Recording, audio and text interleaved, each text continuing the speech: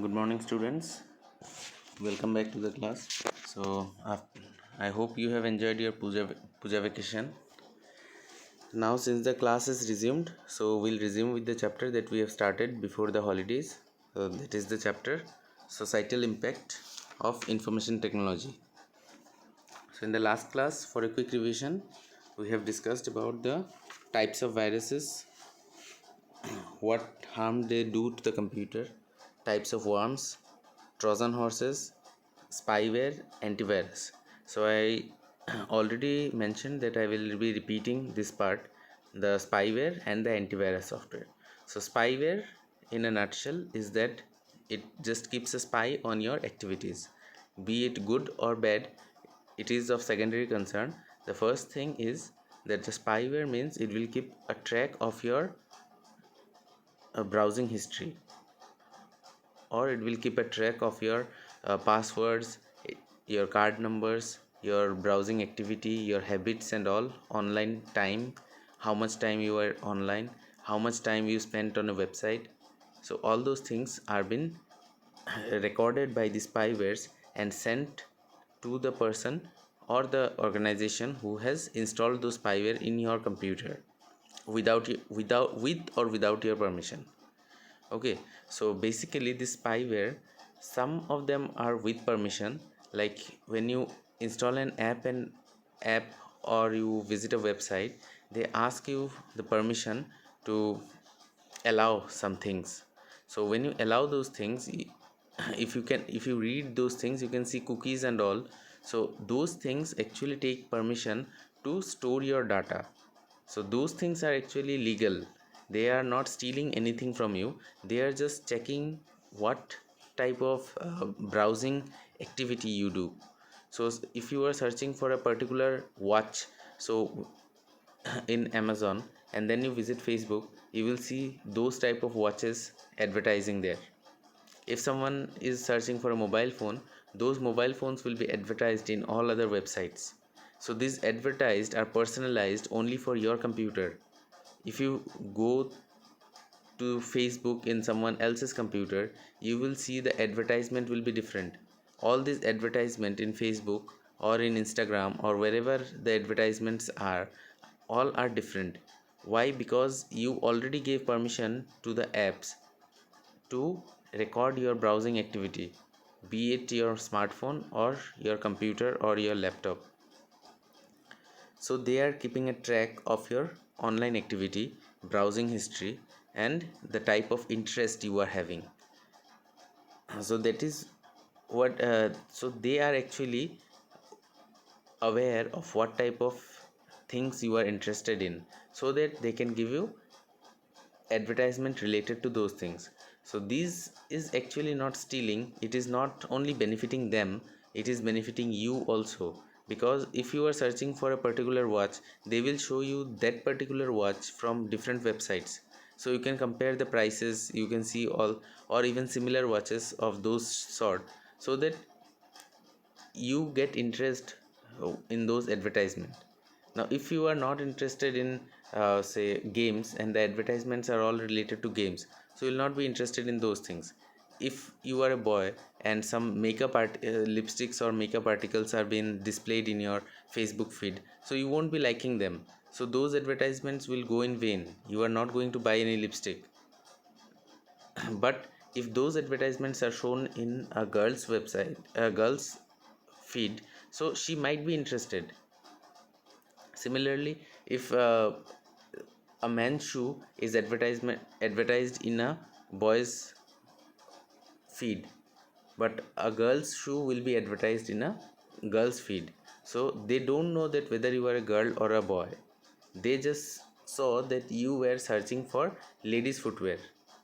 So whether you are a boy or a girl or whoever has been searching in your computer, they just identify the computer which has searched for ladies footwear, so they will show the advertisement for ladies footwear.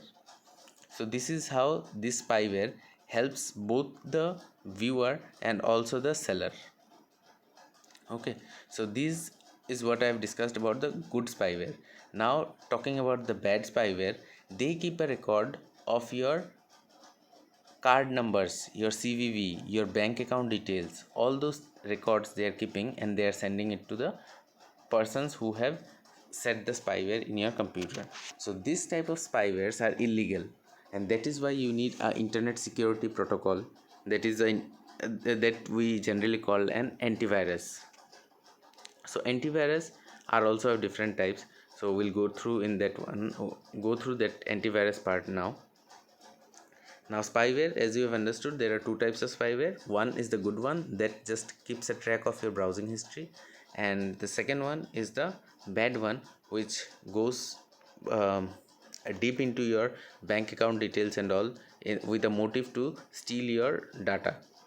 Okay, it's not just the bank account, it can go through your email and all, so that it can get a hold of your emails and everything. Okay, so these are the two types of spyware. Now antivirus are of many types. So simple, some mobile antiviruses are there, although we don't need antivirus in mobiles, because Android system does not allow any type of virus inside it. Like Linux, you have heard of Linux? That is the operating system that doesn't allow virus, so you don't need to use any antivirus in a Linux based computer. That is why those hackers and all the computer enthusiasts, they keep on using Linux. Okay, Windows is the most prone operating system to viruses. Now if you are using a Windows operating system, you will definitely need an antivirus. That antivirus can be of many types. One is a total security, that will protect you from all types of security threats. Now what are all types? You might be thinking viruses are of one type. Viruses, as we have discussed, are of 5 types. Now they are protecting you from the viruses of which part? So there are many parts. One is the local disk virus, that is your hard drive. So if there is a virus in your hard drive, so that antivirus will clean your hard drive. That is one type of security. Now next is, if you are inserting a new pen drive where there is a virus, your computer is clean. So if you are putting in a new pen drive and the virus is there, so it will go jump into your computer, and then your antivirus has to search everywhere in your local hard drive to find that virus and delete it. But if there is a real-time antivirus, real-time protection, so what does real-time protection does? Whether you put a CD or a pen drive or a hard drive, anything you put, instantly it will run a scan and delete all the viruses from the pen drive itself, so that it cannot even enter your computer. If it cannot delete, it will just block those viruses. Okay, so that is a real-time protection antivirus. So two type we have got. One is the local antivirus, one is the real-time antivirus, and another one is the internet security. So internet security means anything from the internet, if it comes into your computer, that will be stopped.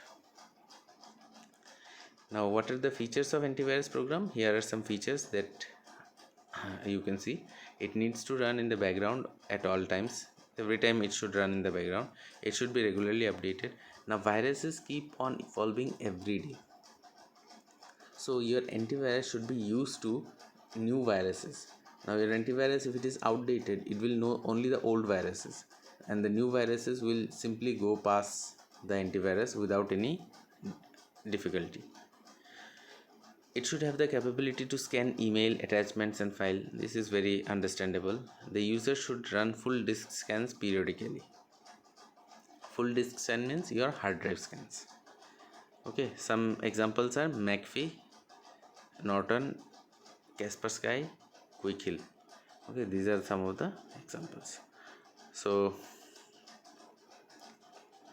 now next one, you can see malware. So malware, as it shows, the name comes from malicious software.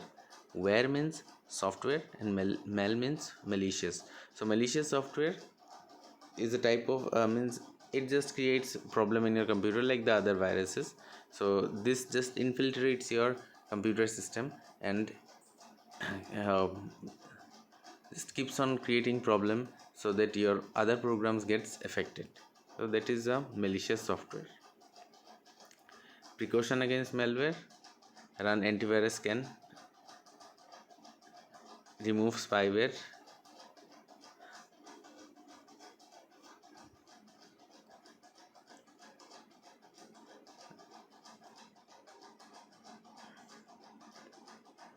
So here this, if you are finding any, if you have an antivirus, it will show all the threats and you need to quarantine those threats.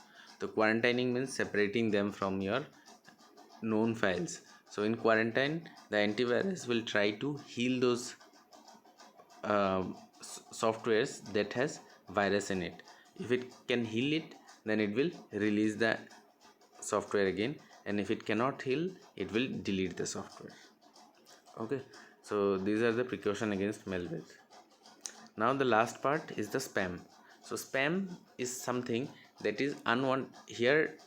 As for the definition of the book, it is unwanted email or unwanted messages. So when unwanted messages, unwanted, suppose I am sending you one message that you need to do your homework. So this is unwanted for you because you don't want to listen this one from me. So you will think that this is unwanted message, but you cannot consider this message as a spam because I am sending it to you personally, and it will be only for 2 or 3 students who has not done the homework. But what is a spam? Suppose I write this message, do your homework, and I have sent this to thousands of peoples. Thousands. Thousands of email address I am sending the same message, and that also not only one day, every day, or say after every alternate day, or once a week, or once a month. So those messages are considered as spam. Okay, and the next part is how to avoid spam. Okay, problem caused by spam. So problem caused by spam. Now the problem caused are, it wastes the user's time because you need to read and you waste your time. It wastes network bandwidth. Network bandwidth, you know the bandwidth we have discussed with the virus, that the worm takes all the bandwidth and all. So bandwidth is the amount of space you have in your internet line, where the from where the internet is passing. So if that line is small, so your internet speed will be slow. So that is why we need a larger bandwidth. So if spams keep on coming, they will block your bandwidth. It may be used to spread malware. So along with spam, they will spam emails and all, they will send some malware also in your computer. Avoiding spam, these are the types of spam ways that you can avoid. Do not give your email address to unknown people to enter the same at unreliable website. So you should not give your websites means email addresses in any random website. If they are asking your email, don't give your email address very easily. Use the spam filter in your email to block unwanted emails. That is simple. Delete spam mails without reading them. So that is also one method. If you can understand which are the spam messages, how, suppose in your phone you can see all those VS11 and all those numbers, if they are sending any message, so you can understand that these are from the company.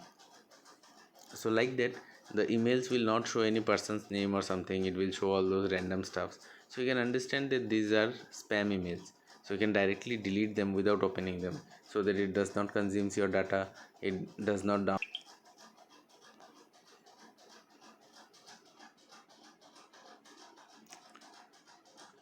Alright, so this was up to this much we have in this chapter. So now, since your syllabus is over, we'll again start with the revision part. So you can go through this chapter. In the next class, we'll have a live class. This one means I'll not share any video. We'll go for a live class where you will ask all the doubts, not only from this chapter, you can ask from any other chapters. So the next class, you please be prepared. That is on next Tuesday. So you please be prepared with all your doubts regarding my chapters that I have taken through. You can ask any doubt, whatever confusion you have. if you need answers to any questions, be it theory, be it practical, whatever it is. If you have any questions, whatever doubts you have, you make a list of all the doubts with all the questions written in a paper, and then in the next class I'll individually ask one another, means I'll individually ask all of you. So one by one you can ask your doubts, and then I'll try to give answers at that time. And if it's not possible, I'll give you the answer in the WhatsApp group, with be it written or in video form or in audio form. I'll give you all the answers, so don't worry. So please, by the next class, be prepared with all your doubts. Okay, thank you so much. Have a good day.